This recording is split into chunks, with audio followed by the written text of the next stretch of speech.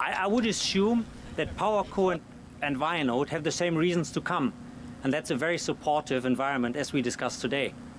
Canada itself has a stable, predictable political system and situation, so that's very important for companies investing a lot of money.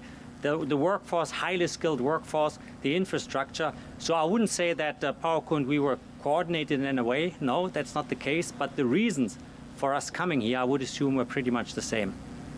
And so that's why we're standing here today to celebrate what's not only a landmark moment for your company, Burkhardt, but it's a landmark moment for Ontario's economy. Now, Burkhardt and Emmanuel, we really thank you for putting your faith in the people of St. Thomas, because we all know here there are exceptional workers, our industrial capacity, and our government's plan to position Ontario as a leading supplier for strategic industries. Now, Premier, I'm going to just veer for 1 second. I promise it won't take long. You know, since Premier Ford and our government have been elected in 2019, we have landed $110 billion worth of foreign direct investment. But I only bring that up now because more than 10% of it, Mayor Preston, is here. Yep. Between the Volkswagen site, Element 3, and now Vianode, that accounts for 10% of the entire foreign direct investment that we've achieved. So I just wanted to throw that little tidbit out, Premier.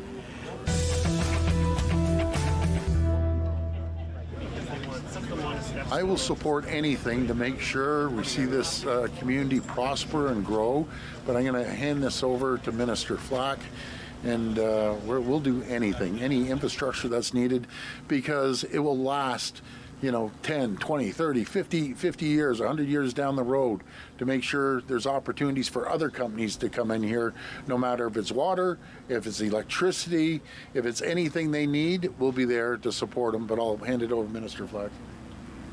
Well, thank you, Premier, and thank you, Andrew. I guess what I would say is when PowerCo first came here, we knew there'd be growing pains. We'd have to invest in infrastructure and do so properly, and it's a learning curve. But to echo what the Premier said, take a look at the dollars we've invested publicly in infrastructure, water and wastewater, and this is no different. So PowerCo, Vianode, Element 5, whoever is investing here, municipalities, we will be here 100% to support them. And I'm going to turn it over to Mayor Preston as a backup here, because he can talk specifically about St. Thomas and Elgin County. Mayor. Well, thank you, Minister, and absolutely true. It was less than a decade ago, as the Member of Parliament for this area, we delivered a very large investment in water, drinkable water, through the Huron-Erie-London pipeline. In conversations just over the last couple of weeks, certainly with Mayor Morgan in London and other municipal politicians, we know that our forte is working together, not against. And we know that as we grow industry and great jobs in our community and the community surrounding St. Thomas, it will be all of us working together, including the provincial and federal government, working together to ensure we can move forward with this, not only just industrial growth, but housing growth. We don't build these houses without having water hooked up to them too, but it's not far. I can walk you down the road 5 kilometers and get you to Lake Erie. We know where the water is. It's not hard for us to work together to make sure that everybody here has all that they need and at the right price.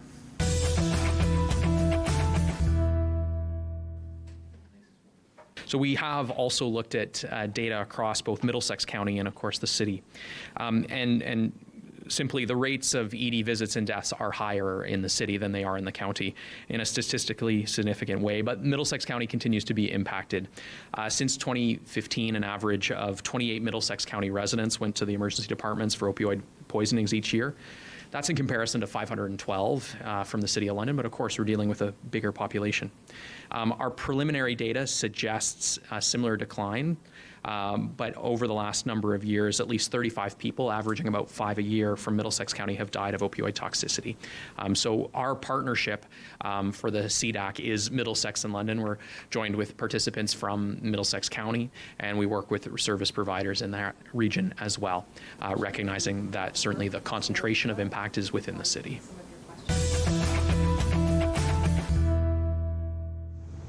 We are, like everybody else, short of doctors. We have thousands unrostered. and we have had a physician retire in the last year, which leaves thousands more, and we have a couple on the horizon. And I read an article about a mayor in Colwood, BC, that did this model. So it's a municipally led primary care clinic. And what that means is all the admin stuff, the rent, the payments, etc., would be done by the municipality, and we would hire a physician as an employee or a nurse practitioner as an employee. The BC model is essentially a revenue and cost neutral. So there's no increase to taxpayers in the model. My ask is that we get a report on how this would work, if it would work here in Ontario. And we've met with Ontario Medical Association, and they had been speaking to the Ministry of Health about the town of Tillsonburg, just that we are 30% almost of senior community. Our growth rate is through the roof and expected not to slow down, and that we are on this cusp of so many doctors retiring that it could really leave quite a predicament.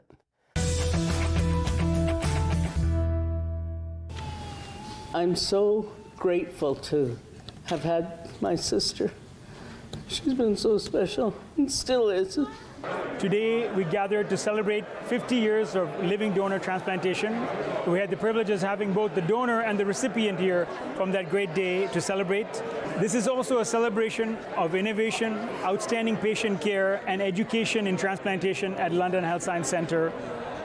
It was a momentous occasion to have all the families of both the donor and the recipient here to share this moment with us. If you had asked me 50 years ago, the day of the transplant, if, you know, what do you think you'll feel like in 50 years?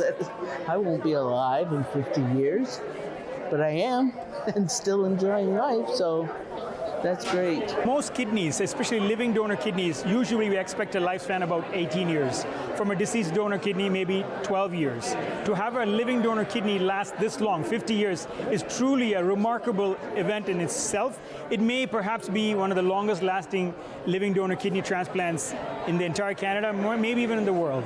And for us, that means all the work we've done leading up to this, not just in London Health Science Centre, but as transplant physicians and researchers around the world, we're doing something right. For those who donate, thank you, thank you, thank you. Because my life is so much better. And for those who receive, enjoy every minute you've got. Every minute.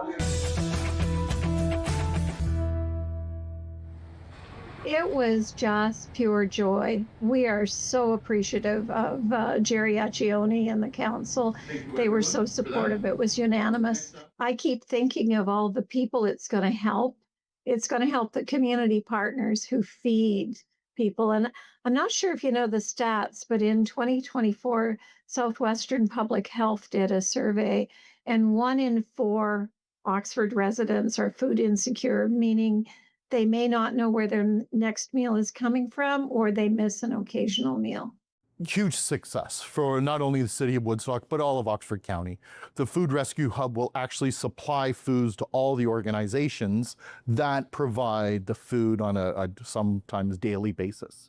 Our budget for setting up was $98,000.